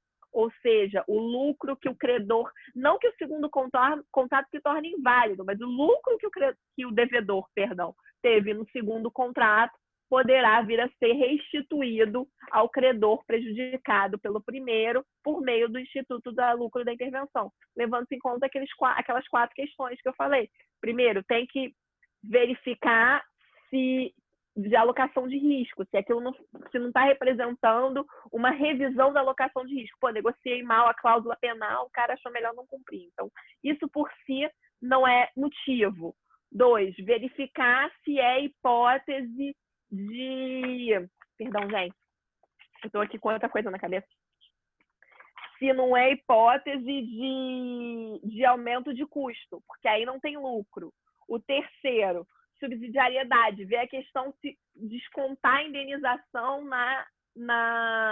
no cálculo do lucro da intervenção. E o quarto é a própria ponderação de interesses no caso concreto para saber se aplica ou não o Instituto do Lucro da Intervenção. Eu acho que é um controle de legitimidade, mas não controle de licitude do segundo contrato. Eu não vejo como o simples fato da quebra eficiente possa gerar a nulidade, a invalidade do segundo contrato. Débora, interessante. Eu estou muito mais para concordar, quase que integralmente mesmo. Eu nem tinha pensado um exemplo interessante, nem sei se fiz agora, mas enquanto você falava, eu pensei uma hipótese assim, para discutir se daria para falar de alienação não dômino. E, de novo, eu realmente não estou afirmando, tá? Estou muito mais na sua vibe mesmo. Mas fiquei pensando assim, se a gente diferenciasse uma alienação de bens móveis ou de bens imóveis. Porque se a gente trabalhar com a hipótese de um bem imóvel, e realmente vai falar, não tem como cogitar de alienação não dômino, porque enquanto não tiver registrado o documento de transferência da propriedade, não mudou o domínio. Mas diante de bens móveis, daria para brincar um pouco mais. Do tipo, o vendedor faz o primeiro contrato e entrega o bem. Depois ele celebra um segundo contrato com um terceiro que não sabia da história, mas meio que a propriedade teria se transferido antes, então ele sequer poderia fazer um segundo contrato. Não sei. Enfim, me ocorreu agora enquanto te ouvia, eu nem tinha pensado nisso. Mas, enfim, ocorreu, não sei. Para adicionar o debate... Poxa, mas se ele já entregou o bem, ele vai fazer outro contrato. Aí não seria caso de inadimplemento eficiente, né? Porque a parte teve o bem, é isso? Não seria caso de inadimplemento eficiente, porque então, a Beatriz já estaria com o celular. Então, no primeiro momento, não concordo com você. Só que aí o terceiro de boa-fé vai chegar falando, olha, senhor juiz, eu celebrei um contrato, simplesmente espero receber o bem. Você pode me entregar o bem, por favor? E aí, se o primeiro comprador perder a posse, aí ele vai dizer que sofreu um inadimplemento eficiente, talvez. Não, Débora, eu juro pra você, eu não tinha pensado isso antes, por isso que tá estranho, tá? Tá vindo aqui agora pra te ouvir só mesmo. Eu acho que tem uma outra questão que pode ser interessante aí agora debatendo, né? Mas, dando meus pitacos. Mas a gente pensar em outros princípios que incidem, aí pensando em função social, e também não necessariamente essa ordem, porque a gente também cogitar de um exemplo em que se presume um direito absoluto do primeiro contratante só porque numa determinada ordem temporal ele... Eu não acho que tenha direito absoluto, não. Pelo contrário, eu acho que no exemplo o celular vai ficar com você. A Beatriz vai pela resolução ou pela execução pela equivalência. Se ela conseguir o celular de outra pessoa, ela pode conseguir via execução específica ou até via execução, ou o valor do celular pela execução pela equivalência. Ela vai buscar os remédios. O valor atual, né? O valor atual. Mas eu não acho que o segundo contrato, que o primeiro contrato tenha preferência pelo segundo contrato, principalmente tomando-se a situação em que os dois compradores estão de boa fé. A situação que o segundo comprador está de má fé... Não, aí é muito complicado. Mas aí, imaginando que o devedor esteja de boa fé, a gente pensa que, pelas razões que você trouxe, né, principalmente ou porque o preço diminui de venda ou o custo aumenta, ele teria, dentro da racionalidade econômica, um motivo para quebrar. Mas não necessariamente as razões são só econômicas. E assim, óbvio que se o efficient breach veio da análise econômica, a gente está pensando, em princípio, em razões econômicas. Mas a gente pode imaginar um contratado que, para pegar o contexto da pandemia agora, tenha sido, enfim, contratado para fornecer camas de hospital por 2 hospitais diferentes. Ainda que, eventualmente, até assim, em termos temporais, tenha sido contratado antes. Mas ele vai dar prioridade a um que tem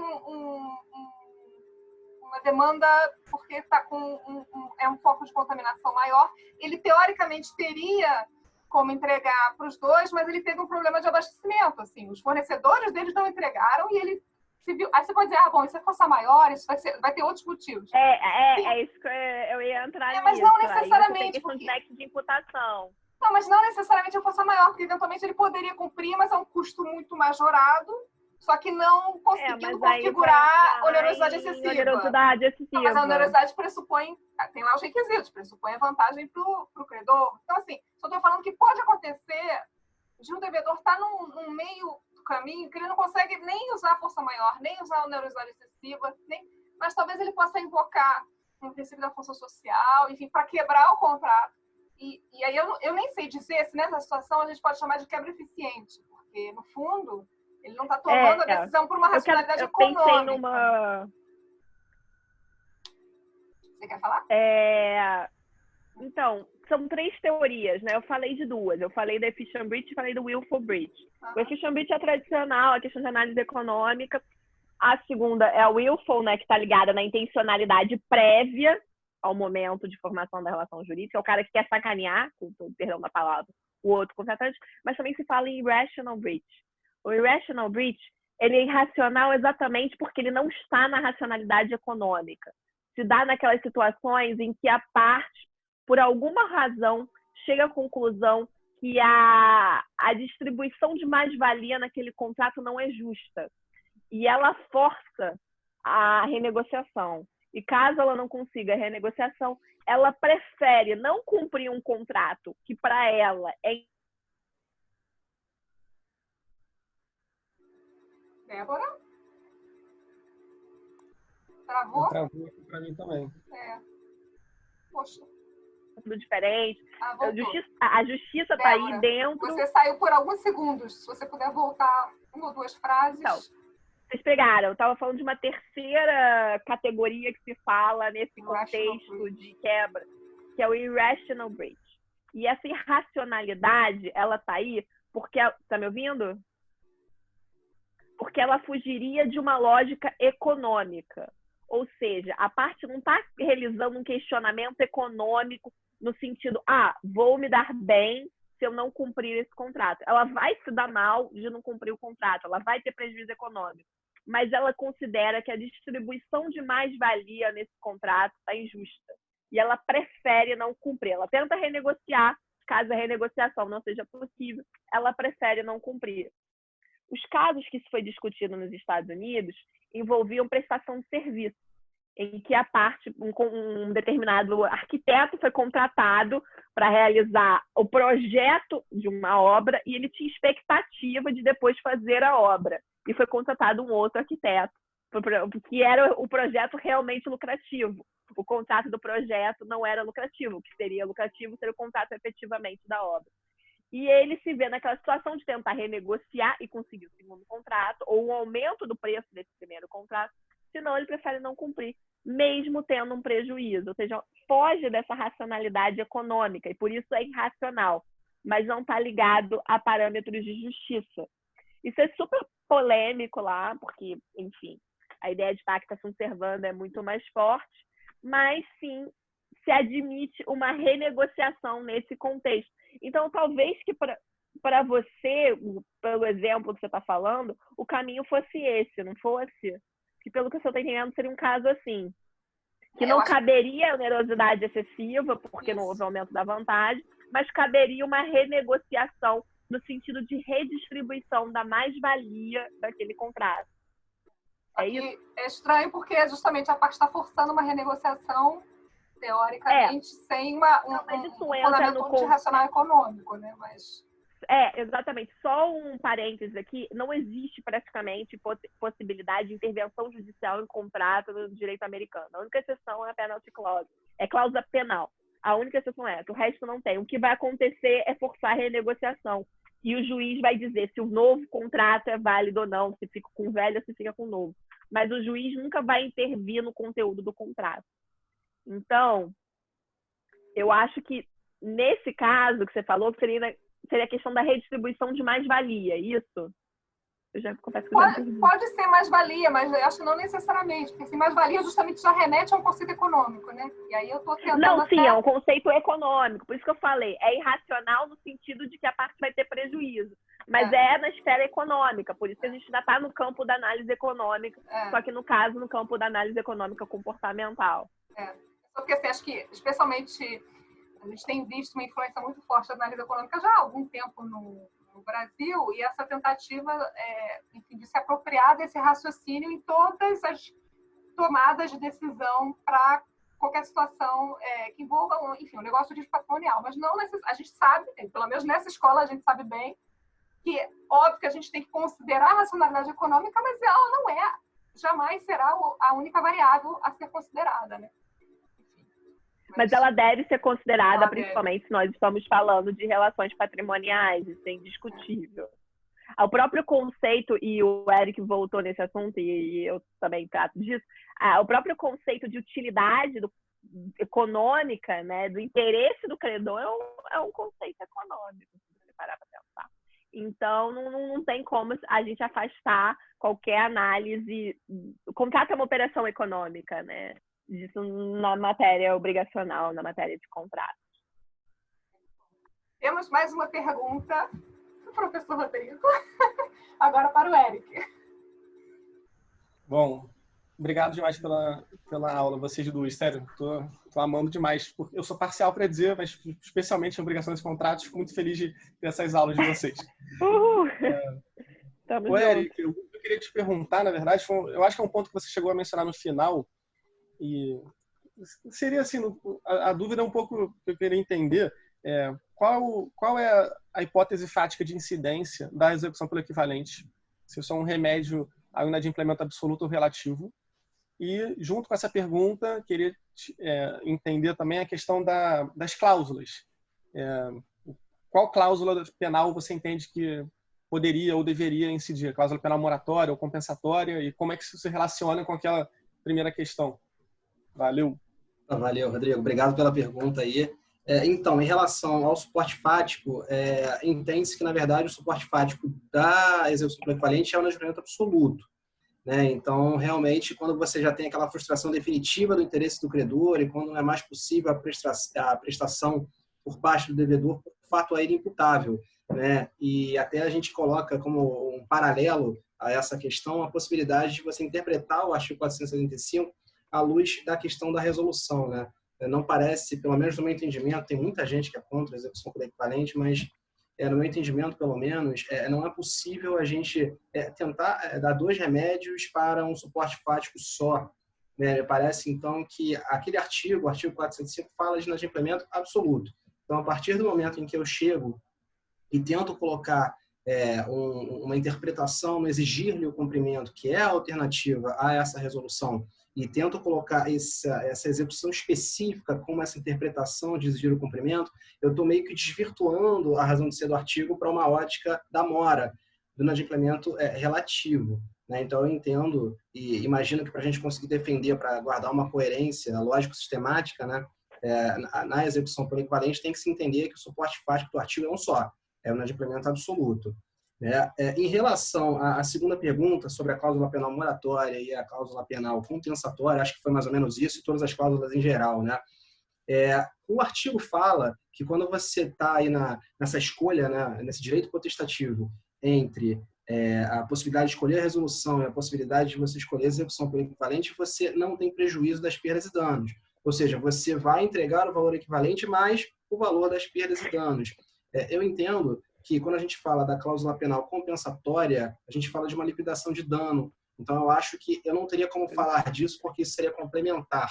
Né? Então, acho que não incidiria em relação à quantificação do valor equivalente essa cláusula penal compensatória. Eu acho que ela seria complementar.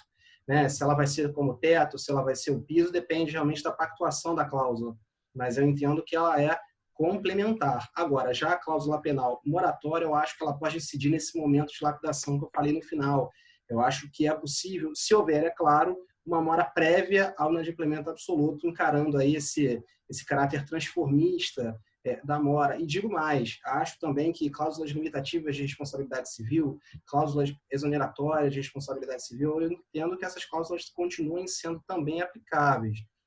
A professora Aline Terra fez um artigo nesse sentido e eu concordo completamente com esse entendimento também. Acho que se a gente está falando de perdas e danos, a gente está falando de responsabilidade civil, um momento posterior, no meu entendimento, um momento complementar, e todas as questões atreladas a esse momento complementar, elas têm um tratamento específico. Aqui para cá, né, se houver mora, cláusula penal moratória, ok, acho que dá para a gente lapidar com isso, mas a compensatória eu entendo que não. Espero que eu tenha respondido aí. Perdão, você entende que não aplica a cláusula penal compensatória na execução pelo equivalente? Não, eu entendo que aplica, mas ela não é contabilizada. Ela aplica em complemento naquele momento das perdas e danos. Tá? Ela aplica em complemento, mas não na quantificação. Né? Sim, mas é porque a cláusula penal compensatória é incluída na indenização. É complicado. Porque a cláusula penal, voltando, eu falei um pouquinho sobre isso. A Claro. questão da função de seguro do contrato, a alocação de risco. Quando as partes fazem uma cláusula penal e colocam no contrato, cláusula penal compensatória, elas estão pensando na hipótese de resolução do contrato, em que vai ter a restituição. Então, aplicar a mesma cláusula para a execução pelo equivalente, e, de novo, para quem, normalmente, quem defende que o credor tem a possibilidade de escolha, defende que são situações diferentes, são indenizações diferentes. Então, na resolução do contrato, da relação obrigacional por inadimplemento, você teria um interesse negativo. Você tem a restituição. Tem a restituição, tem a liberação do cumprimento da prestação, caso você não tenha cumprido. Se você já tiver cumprido, você tem a restituição mais a indenização, que seria pelo interesse negativo. Quem entende pelo interesse positivo na resolução vai aplicar a teoria da diferença, reduzindo. Enfim, são entendimentos diferentes. Mas quem abre para a resolução e para a execução pelo equivalente, normalmente vê na resolução interesse negativo e na execução pelo equivalente interesse positivo. Isso. Como aplicar uma cláusula que, de novo, respeito à alocação de autonomia privada, respeito à alocação de riscos que as partes fizeram ao contratar. Elas previram aquela indenização para a hipótese de resolução, em que é combinada com a restituição. Como aplicar aquilo para uma situação fática completamente diferente, que é o que você falou, que é a execução pelo equivalente, que a parte vai ter o equivalente à prestação, mais perdas e danos, não estou excluindo a possibilidade de indenização, e ela vai ter que prestar. Como aplicar a mesma indenização? São hipóteses fáticas completamente diferentes. Eu tenho muita dificuldade nisso, muita dificuldade. Não, faz todo sentido. Não tenho Realmente resposta, não tenho opinião formada. Eu vou Tá? fazer Não tenho opinião formada. Estou fazendo eu confesso... advogado do diabo aqui. Não, eu confesso que eu também não Realmente tenho. não tenho opinião formada. Eu sei que a Aline, eu concordo com a Aline 99,99% das vezes. Esse talvez seja o 0,01. Eu realmente não tenho opinião formada, mas eu acho difícil. Pensando na questão da autonomia. Claro, claro.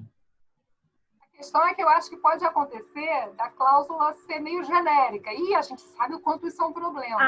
E é diferente. Mas na medida em que ela é genérica, você vai ajustar o cobertor, né? Não. Porque, assim, se ela cobre perdas e danos, ela cobre perdas e danos. Agora, quais? Bom, aqui o cálculo tem que ser por interesse positivo, nessa hipótese de restituição. Nesta outra de resolução vai ser por interesse negativo. Mas dos dois eu tenho perdas e danos. E se a cláusula for genérica, o que vai acontecer é que a contraparte vai ter a possibilidade, ou não, de ajustar. Se tiver excessiva, ela vai pedir a redução pelo 413. Se não for excessivo, enfim, vai haver essa discussão. O 413, ele ajuda, porque ele permite esse ajuste, mas ele permite só para menos. Só para redução. É o grande desafio, porque precificar perdas e danos antes delas acontecerem, ainda que a gente tenha como prever algumas hipóteses, é muito difícil. Agora, vamos lembrar que normalmente a cláusula penal, ela vem, pelo menos em contratos mais sofisticados, vem cláusula resolutiva expressa, combo, né? Com cláusula penal compensatória. E alguns contratos muito sofisticados vem a tal da cláusula de remédio exclusivo e uma multa. A cláusula de remédio exclusivo é exatamente a cláusula que tira a possibilidade de resolver o contrato. Então, essa multa da cláusula que acompanha a cláusula de remédio exclusivo, ela seria pelo interesse positivo. Então, ali já tem uma alocação de riscos mais sofisticada. Mas eu concordo com a Mica no sentido de que muitas situações não tem essa finesse, né, na definição. O 413, com certeza, é um instrumento, mas lembrando, né, que ele só permite a redução e não a ampliação. E a cláusula penal fecha a possibilidade indenizatória além dela, a não ser que haja previsão expressa. Então, é por isso que no primeiro façam momento... bons contratos. No Saibam primeiro fazer momento... contratos. Mas esse é o desafio. Às vezes, fazer um bom contrato é deixar ele ambíguo. Esse é o ponto. Não, com certeza. A incompletude ajuda, né? A incompletude ajuda. Débora, agora tem que lembrar da regra de interpretação pela lei da liberdade econômica, né? A ambiguidade é interpretada contra quem redigiu. Cuidado. Débora, respondendo àquela questão do DAI, eu até mencionei inicialmente a questão da possibilidade dessa cláusula penal ser uma cláusula de piso indenizatório, né? E não necessariamente admitir essa indenização suplementar. Eu acho que talvez talvez com isso a gente consiga casar essa questão do interesse positivo, não sei. Tá? Mas assim, só tentando navegar no que você falou. Talvez naquela cláusula que figura como teto, não, tudo bem, porque talvez a gente não tenha interesse positivo, mas se a gente tiver uma cláusula que figure como piso da indenização, talvez o complemento chegue no interesse positivo, não sei. Eu acho um caminho, interessante. Acho bem ser, interessante. Assim. Acho bem interessante.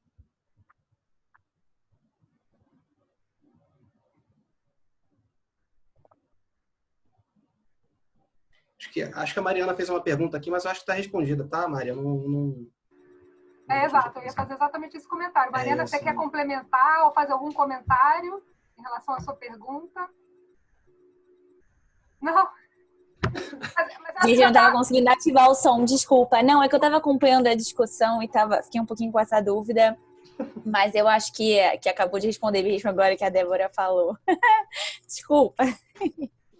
Imagina. Quem mais quer participar? Estão todos quietinhos. Hoje estão uma Micaela, eu acho que o Caio... O Caião pediu. Caio. Então, Caio, por favor, com a palavra. Vou me mutar. Fala, pessoal. Boa noite. Todo mundo aí, todos, todas. Bom, vou tentar formular alguma coisa aqui. Vocês sabem que essa definitivamente não é minha área exatamente, mas 2 temas. Eu confesso que eu tenho uma dificuldade com a execução pelo equivalente, Eric, desculpa. Eric, Rafael, desculpa. Dá de entender esse tema. Mas os outros 2 temas são um tema... é um tema difícil para mim. Assim, eu tento formular ele, mas ainda não desceu. Agora, os outros 2 temas são temas de obrigações que eu tenho um certo interesse, né? Então, eu queria fazer uma pergunta. Acho que o tema do Vinícius conversa muito com a área que eu estudo mais, que é o direito das sucessões, né? Eu acho que ele conversa um pouco com isso. E eu fiquei pensando em 2 coisas. Você falou de uma certa crítica à interpretação do STJ, da carência, depois dos 2 anos não vou usar mais o elemento subjetivo. Aí você falou, inclusive, do Bevilacqua, eu fiquei até com uma curiosidade, não sei até essas pesquisas às vezes são difíceis de fazer, né? Mas por que o código inseriu esse prazo? Por que esse prazo, se isso não é exatamente, quase que o contrato seguro é um contrato que funciona como intervenção de órgãos regulamentadores, etc., da lei, para dizer o seguinte, passando esse prazo de carência, uma certa ofensa ao risco atuarial já foi paga. Então, aí vira o risco da seguradora ela pagar quando a pessoa se suicida, né? Ou se a gente entraria mais ou menos no que a Débora estava falando, né? Um cumprimento moral do contrato para usar ainda a interpretação subjetiva e até, sei lá, a possibilidade da própria seguradora buscar um prazo diferente disso. A hora que ela entender que na alocação de risco dela, ela precisa de mais de 2 anos para que um suicídio não quebre o cálculo atuarial dela, né? Fiquei pensando nisso e pensando uma coisa que eu nunca ouvi ninguém falar nesse tema, que me incomoda muito, você começou a tocar, que é o seguinte, a gente sempre fala da pessoa que contratou o seguro de vida, né? Mas principalmente aí nessa ligação com o direito sucessório, isso está cada vez mais comum, as pessoas contratam seguro de vida, não assim simplesmente de um jeito geral, digamos assim, poxa, vai precisar de alguma ajuda. Já prevendo isso, vou contratar nesse valor, porque eu sei que esse valor dá tempo da minha família fazer inventário, ou esse valor dá tempo da minha família, dá para minha família pagar o inventário. Então, já planejando o que vai acontecer na morte dela. Como que a gente olha para esse beneficiário? Como que ele entra nessa conta aí, né? Porque eu acho que tem muito a ver com a possibilidade de instrumentalizar a dignidade dele. Acho que cada vez mais o seguro de vida tem a ver com isso. Eu tenho visto no debate sucessório. Inclusive para pagar os custos que ele vai ter para conseguir viver dos bens que o falecido deixou quando ele dependia do falecido. Então, são 2 coisas que eu queria colocar, não sei se consegui ser muito claro. E para a Débora, eu queria saber o seguinte, talvez seja meio óbvio o que eu vou falar, mas a gente está falando de alocação de riscos, esse tipo de coisa. As partes poderiam alocar o risco justamente de fazer o que o inadimplemento eficiente visa, de certa forma, censurar.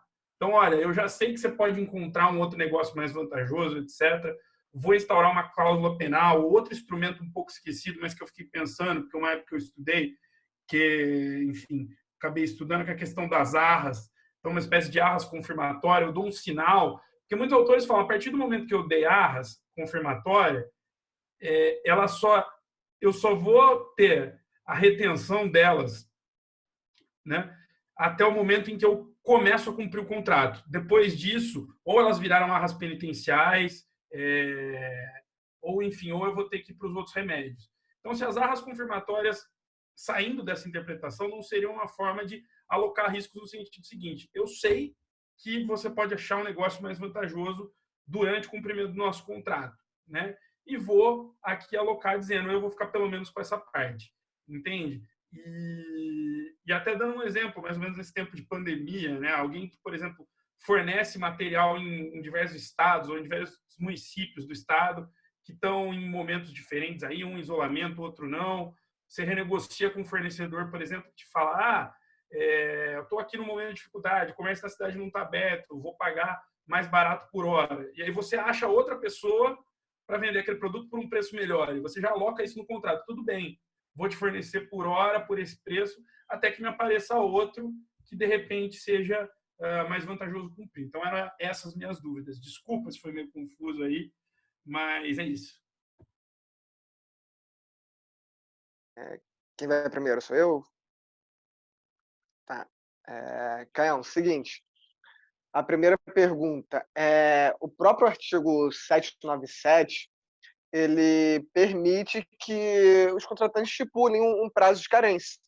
O prazo de carência de 2 anos no 798 é um prazo legal, mas isso não impede que o outro prazo maior, que isso aí vai depender de caso a caso, possa ser estipulado. Por exemplo, vamos imaginar um seguro de vida de uma pessoa que ela sofre de determinada condição, de determinada moléstia, que faz o risco subir muito. Eu acho que é totalmente lícito que, ao invés do prazo de 2 anos, a seguradora peça um prazo maior de carência desse seguro. A única coisa que vai ser observado é que, ocorrendo a morte antes desse prazo estipulado, vai ter que ser paga a reserva técnica, e isso não vai ser alterado. E quando você falou sobre por que o legislador não ter estipulado para acabar com essa discussão, né, que após 2 anos teria que ser pago de qualquer jeito, assim, essa parte do código dentro do seguro ficou meio uma coxa de retalhos, porque, como a Mica falou, havia uma discussão muito grande onde queriam um critério apenas objetivo. A intenção do 798, ele deveria vir para acabar com o critério subjetivo. O problema é que, do jeito que ele ficou redigido, ele entra em conflito com... Eu não vou nem falar o resto do ordenamento, o resto do código inteiro. Ele fica em conflito com o resto da seção de seguros. Porque se você pegar o 765, cara, que fala de da boa-fé qualificada, ou então, salvo engano, eu acho que é o 768, fala do adimplemento do risco, eles não permitem que após 2 anos você possa se matar em fraude ao seguro. É por isso que eu falei que eu acho que a discussão hoje não deveria ser em cima do 798 em si, mas sim se existe ainda a diferença entre suicídio voluntário e involuntário, ou isso foi uma ficção jurídica que não tem cabimento. Entendeu? E a sua segunda pergunta, eu acabei perdendo. Tem como você repetir, por favor? Se tem alguma consideração a respeito de quem fica, né, do beneficiário desse seguro, tendo em vista que isso tem sido muito usado para planejamento sucessório, etc. Queria saber se alguém fala disso. Eu também não tenho uma resposta, mas é uma angústia que eu compartilho, né, sendo uma pessoa que estuda sucessões. Muita gente usa para planejar a sucessão e, entendeu? Seja no prazo de carência, seja fora disso. Como é que eu vou cuidar do interesse dessa pessoa, né? Que está ali dependente de valores que o falecido deixou, e às vezes ele deixou inseguro. Ele vendeu um imóvel, por exemplo, deixou de mobilizar patrimônio, deixou dinheiro líquido, no meio disso teve uma depressão, faleceu, enfim, não sei como, estou te perguntando se não há uma consideração sobre esse beneficiário. Cara, eu nunca vi nada especificamente sobre isso, mas assim, o contrato de seguro ele tem um escopo social muito grande. Você falou, eu lembro que, por exemplo, na defesa da monografia, a gente teve uma discussão justamente sobre essa parte da reserva técnica, se essa ausência da devolução da reserva taxa ou não enriquecimento sem causa. Aí a professora Milena ela chegou a comparar o contrato seguro com uma espécie de poupança com risco maior e o retorno maior. Então, acho que tem que ter essa observância do fator social do contrato seguro, mas eu não consigo te dar uma resposta concreta sobre isso. Não, era mais para compartilhar uma angústia, né? Quando a gente fala de previdência, Sim. hoje a gente fala de PGBL e VGBL. Isso, exatamente, acho que seria do tipo. Isso é uma questão. Mas seria algo parecido. Que eu estou estudando, que é mais ou menos isso. Né? A única coisa que... Desculpa.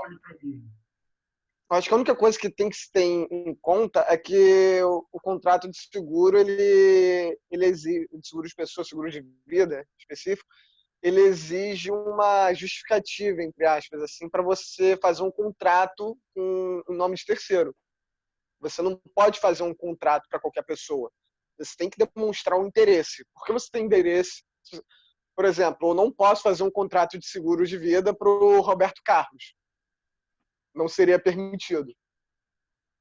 Só se ele fosse um parente meu, alguma coisa do tipo. É mais ou menos isso. Era para compartilhar uma angústia com você, que eu também não sei como chegar. Eu estou falando para a gente que faz seguro para a gente próximo, e parece que esse valor aí da poupança, etc., tem que entrar na conta, tem que entrar numa ponderação de interesse. Entendeu? Eu concordo 100% com você. E eu achei a provocação muito boa. Acho que é uma oportunidade boa da gente estudar isso aí e crescer mais. Claro. Gente, a gente está quase acabando. Vou dar espaço para mais uma perguntinha. A Isabela tinha pedido, depois o Eric. Agora os dois declinaram. Só para confirmar.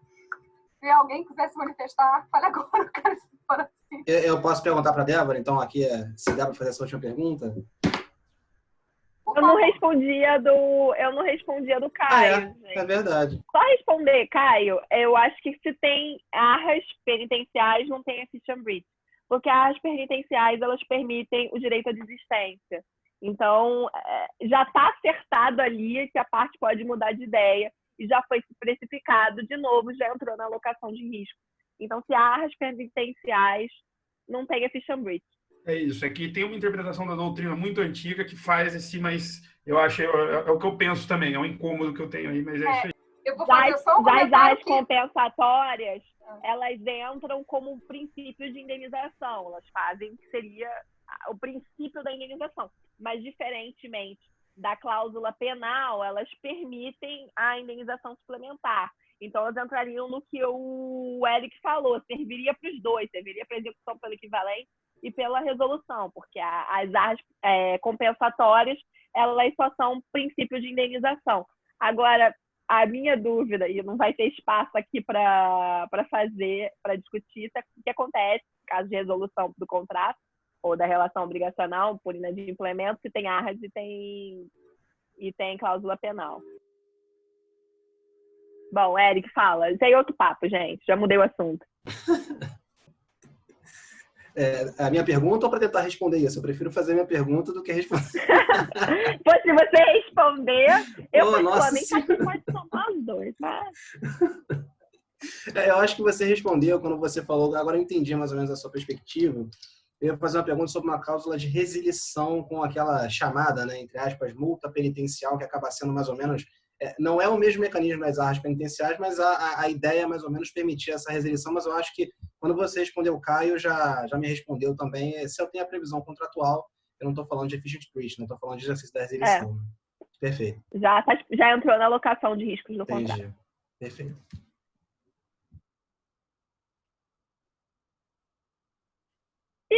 Cheers!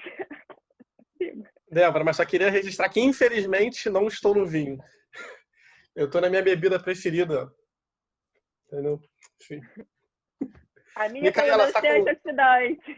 Justo. O Micaela tá com o microfone bloqueado. Estou aqui falando e nada de ouvir, né? Olha só, que pena que não é vinho, Rodrigo, mas tudo bem. Não, eu tô esperando a Débora compartilhar o vinho.